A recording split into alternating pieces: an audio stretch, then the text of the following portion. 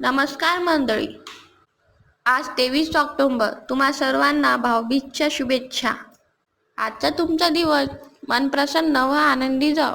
आजच्या ठरलं तर बघच्या भागात अश्विन म्हणतो की तुम्ही तर नॉर्मल आहात, तुमच्या हाताला साधं खरचटलं पण नाही. आणि तुमच्या माहितीसाठी सांगतो, तेव्हा पेशंटचा हात फ्रॅक्चर होतो तेव्हा त्या पेशंटला पेन करणं हे खूप कठीण होतं. आणि मी तर तुमचा हात सहज फिरवला. तुम्ही एकदम नॉर्मल आहात. सायलीचे बाबा म्हणतात नॉर्मल? नाही, दुखतंय हातात, मला कळा येतेय आणि हाताचे तुकडे होतील की काय असं वाटतंय मला. हो का? काकू खूप दुखतंय का? नाही, ज्या डॉक्टरांनी तुमच्यावर उपचार केले त्यांना तर असं वाटलं नसेल. नाही, पण कोण डॉक्टर? काका, माझा नवरा डॉक्टर आहे. तुमची हे जे काही हॉस्पिटलशी कनेक्टेड आहे, तुमची हे जे काही नाटके आहेत ना ते त्याच्यापर्यंत पोहोचली आहेत, हे तुम्हाला कळायला होतं. नाही, काही नाही जावे बापू. दादानी मला प्रश्न विचारलाय ना तर मला उत्तर देऊ द्या. अश्विन त्याचा मोबाईल काढतो आणि डॉक्टर केदारला फोन लावतो. माझा फोन स्पीकरवर आहे आणि माझे फॅमिली मेंबर तुमचं बोलणं ऐकताय. सो तुम्ही मला मगाशी जे काही सांगितलं ते एकदा परत सांगाल का? सॉरी सर, मला खरंच वाटलं होतं की हे सगळं मस्करीच असतील. माझ्या इंटर्नशिपवर याचा परिणाम नाही न होणार सर. Sorry sir. ते सगळं आपण नंतर बोलूया. आता सध्या जे काही घडलं ना ते खरं खरं सांगा प्लीज. सदाशिव लोखंडे आणि त्यांच्या मिसेस माझ्याकडे आले आणि म्हणाले की त्या बाईच्या हातावर प्लास्टर करून द्या म्हणून. पण त्यांना काहीच झालं नव्हतं. त्यांना सांगितलं की फ्रॅक्चर नसताना प्लास्टर नाही करता येणार. तर म्हणाले की हा एका मित्रावर प्रँक आहे. मी मला पैसे ऑफर केले आणि मग मी त्यांना खोटं प्लास्टर करून दिलं. अहो जवाई बापू, कोणीतरी काही बोलतंय म्हणून आपण लक्षात ठेवायचं का? डॉक्टर केदार यांना पैशाहून वाद घालताना तुम्हाला आई, तुम्ही का केलं तसं? अहो बाबा, तुम्ही तरी सांगा, तुम्ही का केलं तसं? बघा, जे काही कारण असेल ते खरं सांगा. सायले, काय सांगू तुला आमच्या कर्माची नाडी. पोरे, आम्हाला पैशाची गरज होती म्हणून आम्हाला हे सगळं करावं लागलं. हो, तरी मी हिला म्हणत होतो की खोटेपणा नको करूया आपण. आमच्या सोनालीच्या कर्जापायी. सायलीचे 2 नंबरची बहीण. लग्नासाठी कर्ज घेतलं होतं.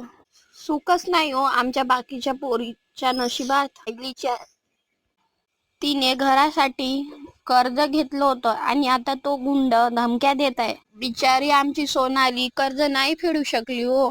आम्हाला धमक्या देत आहे हो. तुमचं हे सगळं दुकान जाळून टाकू. काय करायचं आम्ही अशा वेळेला, तुम्हीच सांगा. अहो, तुम्ही बोलायचं होतं ना आमच्या सोबत, आपण काहीतरी सोय केली असती. अहो नाही, तुमचे पैसे.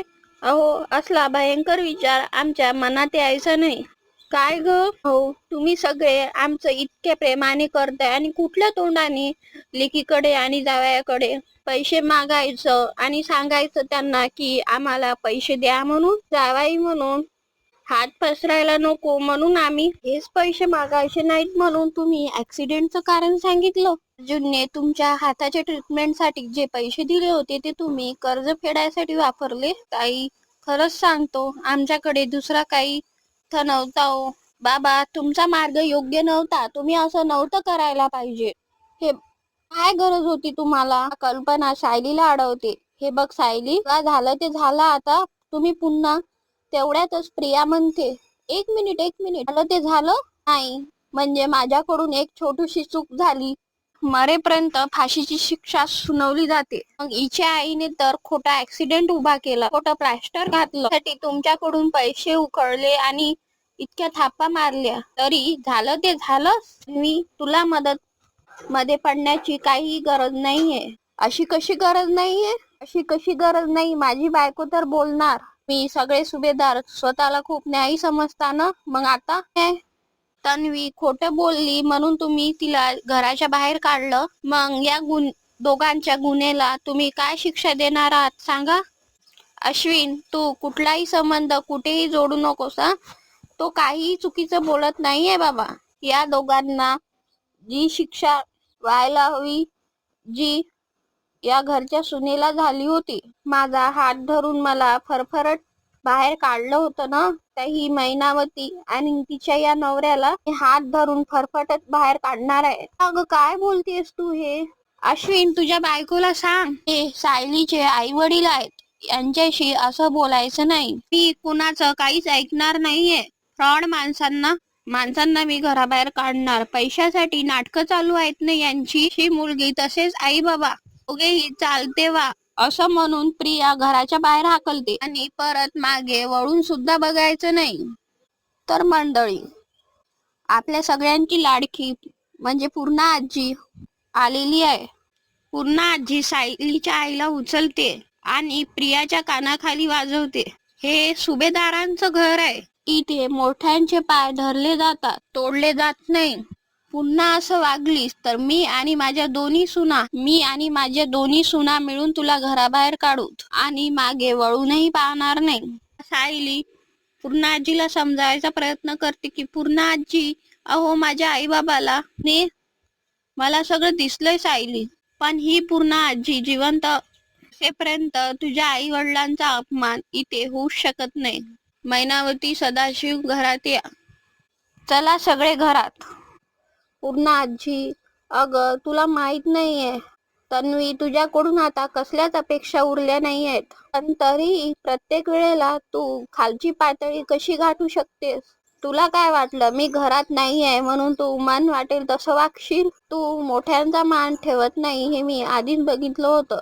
पण आज सायलीच्या आई बाबाला धक्के मारून घराबाहेर काढण्या सजा गेली तुझी. तू अगदी वेळेस आली पुन्हा. या तन्वीचं वागणं अगदी हाताबाहेर चाललंय. अगं कुणाला जुमानत नाहीये ही आपल्या जन्मदेता आई जुमानत नाही. तुमची काय दफा? माझा तर याहून विश्वासच उडालाय तन्वी. तू माझी प्रतिभाची मुलगी आहेस. प्रतिभा आणि रविराजचा एकही गुण तुझ्यात आलेला नाहीये ना आजी. अगं निदान एक अक्षरही बोलू नकोस. आज वाटते की मी तुला माझी नात मानलंस ना. आम्ही तुझ्यावर संस्कार करू शकलो ना मधुभाऊ. वयाचा मान नाही राखता येत, नात्याची किंमत करता येत नाही. रविराज आणि प्रतिमाच्या रक्ताला लाज आणलीस. सुभेदार आणि रविराज किल्लेदारांच्या नावाला कल्लक आहेस तू. तुझं सुदैव आणि आमचं दुर्दैव. म्हणून आमचा नातू तुझ्यावर वेड्यासारखं प्रेम करतो आणि त्या आंधळ्या प्रेमापायी तू आज या घरात नाचून म्हणून मिरवतीस. तुझ्या मर्यादा ओळख तन्वी. आमच्याच घरात आमच्या पाहुण्याचा अपमान करून आमच्या संयमाची परीक्षा नको पाऊस तन्वी. पुढे प्रत्येक शब्द बोलताना विचार कर तन्वी, की कल्पना आणि सायली हे कसं बोलल्या असत्या. ते कृती करताना विचार कर, कल्पना आणि सायली यांनी ते कसं केलं असतं. तरच तू या घरात टिकेल. तो दिवस दूर नाही की मी आणि माझ्या 2 सुना मिळून तुला घराबाहेर काढूत आणि मागे वळूनही पाहणार नाही. त्या दिवशी आम्ही अश्विनचाही विचार करणार नाही. म्हणजे शेवटी सायलीच आदर्श. तिचे आई बाबा खोटं बोलतात, तुमच्याकडून पैसे उकळतात. तिच्या वागण्यातून आता आम्ही धडे घ्यायचे? अगं तू तरी असं नको वागूस प्लीज. अगं ते खोटेपणा करतात, त्यांच्याबद्दल आता तन्वीने बोलायचं सुद्धा नाही का? आणि मला एक कळत नाही की तू त्यांना घरात परत का घेतलंस? जाऊ दे अश्विन, या घरात आपल्याला न्याय कधी मिळणार आहे काय माहित. न्याय अन्यायाच्या गोष्टी तुझ्या तोंडी शोभत नाही.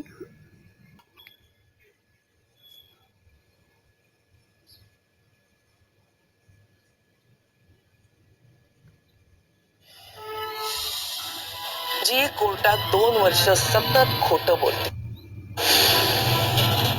तुझे पाय कुठल्या चिखलात रुतले ते बघ आधी तू.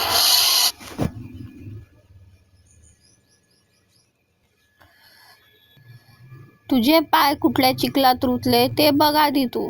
जी कोर्टात सतत 2 वर्ष खोटं बोलली, आपल्या मानसपित्याला न केलेल्या खुनात अडकवते, शिकरेसारख्या गुन्हेगाराला साथ देते, आपल्या नंदेच्या बाळाच्या जीवावर उठते, सायलीचं नाक कापायसाठी घरातला दागिना चोरते, स्वतःच्या आईला मुद्दाम चुकीची औषधी देते, आगीला घाबरणाऱ्या आपली आईच्या समोर आग पेटून आत्महत्याच्या धमक्या देते, घरात प्रवेश करते.